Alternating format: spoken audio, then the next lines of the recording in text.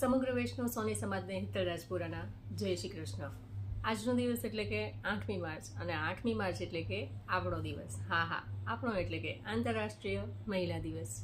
આ દિવસને ફક્ત આપણે ઉજવવાનો નથી, પરંતુ આજના દિવસે નારીઓએ સમાજને જે અમૂલ્ય યોગદાન આપેલું છે તેને યાદ કરવાનો દિવસ છે। નારી છે એના અનેક સ્વરૂપો છે, જેમ કે માતા, પુત્રી, બહેન, સખી, પત્ની। આ દરેક પાત્રને તે ખૂબ જ સુંદર રીતે નિભાવતી હોય છે। આજે નારી છે એ દરેક ક્ષેત્રમાં આગળ વધી છે, જેમ કે વિજ્ઞાન હોય, શિક્ષણ હોય, રમતગમત હોય કે અવકાશ હોય।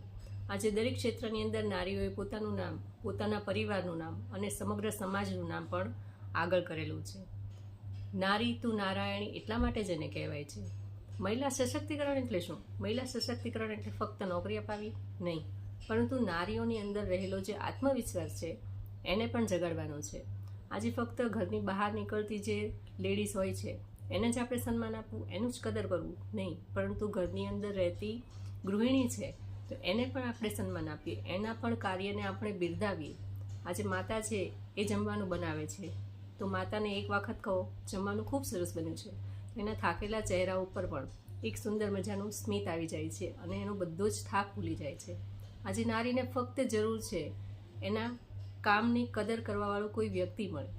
આજે 5 વ્યક્તિઓની વચ્ચે તમે એનું ઇન્ટ્રોડક્શન આપશો તો પણ એનું એક અલગ અસ્તિત્વ છે એ મહેસૂસ કરે છે।